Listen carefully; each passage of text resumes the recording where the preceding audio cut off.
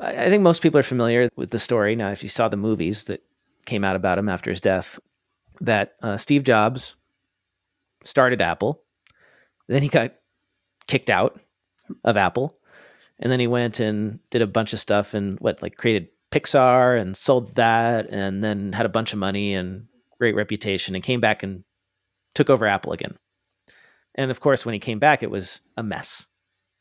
Yeah, it was on its last heartbeat. It was Microsoft, losing. I think, gave a loan to keep Apple alive, if I remember correctly. That's how. Yeah. That's where they were. They had to borrow money from Microsoft to stay alive. In 1997, Steve Jobs had to make an announcement that they had borrowed taken $150 million investment from Microsoft. And that was back during the Apple PC wars. And if you had a friend who was an Apple fanboy, it was fun to make fun of him for that, right? Yeah. It was the same year that Dell CEO Michael Dell said that if he was leading the company, he would shut it down and give the money back to shareholders. This was a dark time. So the commonly known story is that Steve Jobs came back and he used his amazing product vision to create the iMac. And that is what saved the company. And while that is absolutely true, that he is a creative genius when it comes to products, there's another behind the scenes element to his turnaround at Apple. In the first year that he was back at Apple, and this is according to a story in Inc.com, he came back and he was looking at the accounting. Which makes sense because I think they screwed him when they fired him originally. Of course, he's going to look at the books. He has access to them now. Okay, so he's looking at the books. Oh, and I should preface this whole thing by saying, this story came to this reporter because it was Tim Cook giving testimony in this epic lawsuit against Apple about the App Store. Okay. So on the stand, Tim Cook, CEO of Apple, current CEO of Apple, was asked about the profitability of the App Store. What is the profitability of the App Store? And he said that it's actually impossible to say because the company doesn't track expenses that way. Apple doesn't track profitability of a segment called the App Store. So why is that? It's because when Steve Jobs came back to Apple in 1997, he found a company where they were doing accounting for every segment that way. And so, each business unit, and the App Store would be one of those, even though it didn't exist then, it would be one. Maybe a business unit would be, I don't know, what was Apple making at the time? They had their MacBooks. Well, he reintroduced the MacBook, that colorful thing. But I mean, they basically had that little square box and didn't have much. It was not. They had software that they were making. They had some hardware. Unless you needed to do Adobe Photoshop, basically you didn't use Apple. Nobody did. So each business unit at Apple had its own P&L, and the divisions would regularly fight over where to allocate costs. Each manager was primarily concerned with whether or not their unit showed a profit, regardless of whether the company itself was healthy or profitable.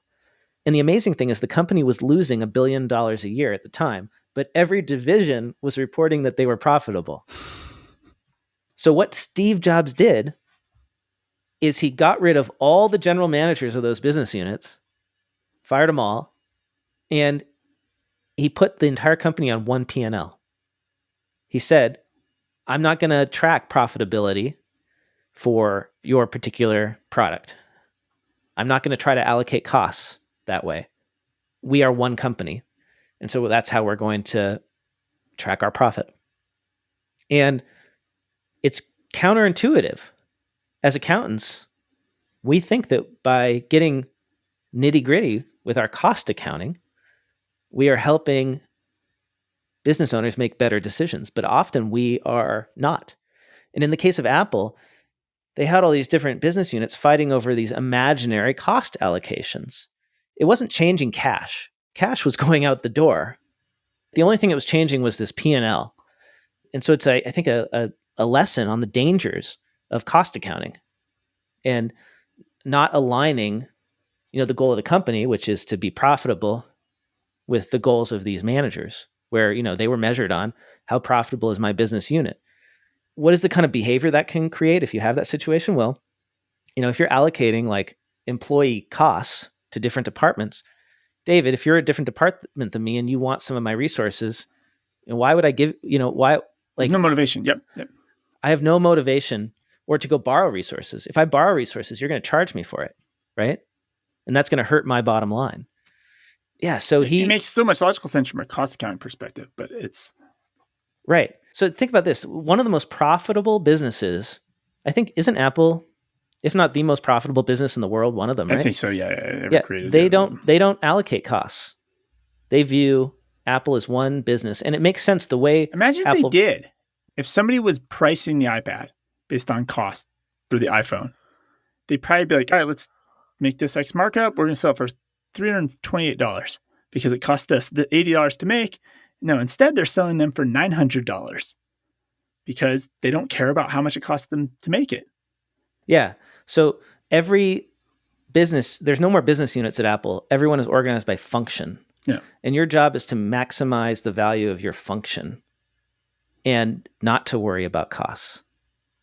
And this goes to the whole value pricing, anti-timesheet discussions that we've been having on our show. I think it goes to the conversation about you about the whole like trying to, we'll look at CAS if that's profitable and look if audit's profitable and tax is profitable instead of looking at the whole picture and like one helps the other, right? You've been saying this for a long time. And it's funny because I remember Intuit at one time, obviously you have TurboTax, you have QuickBooks, you have different business units that exist. And at one time, I think the VPs used to get their bonuses on their own business unit. I don't know when this was changed, but it was changed so that way the VPs of QuickBooks, their bonus was dependent on the TurboTax's growth and vice versa.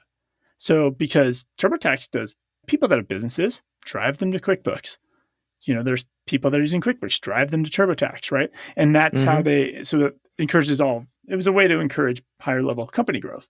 And so, the firms should, think about it, this mindset. Yes, right? That's exactly it, David. You made the perfect parallel.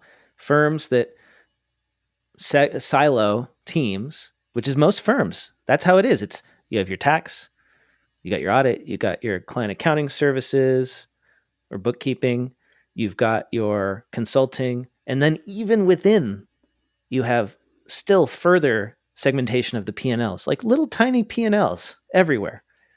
And what you really want is a single firm, because in the end, the only thing that matters is the profitability of the firm. We get too in the weeds. And the actual real world consequence of this is that stuff like bookkeeping, which is not as profitable as advisory or tax, gets the short end of the stick, right? Or I don't know what the proper analogy is, but it doesn't get resources because people are looking at that P&L for client accounting services and they're saying, our effective hourly rate for bookkeeping is so low. We get 3 times as much for tax. And they don't invest in it. But what they don't realize is that if you don't have good books, you can't do a good tax return. It's all tied together.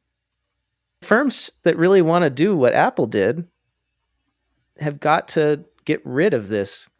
And they are imaginary cost allocations and we even get down to where they're really imaginary is the job profitability. So costing down to every single client engagement, that doesn't change how much cash is going out the door for salaries.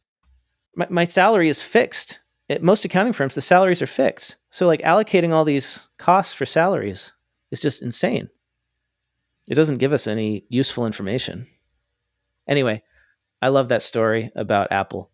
The conclusion of the article is, Steve Jobs made some amazing product innovations, but that accounting change, management change could be more important because, one guy can only have so many good ideas for products, but like when you align an organization around the mission of the company, which is create a single unified experience. And that's what Apple is, right? The App Store is worth nothing if you don't own an iPhone. The iPhone is worth nothing without the App Store. So how can you divide them up and measure their profitability separately?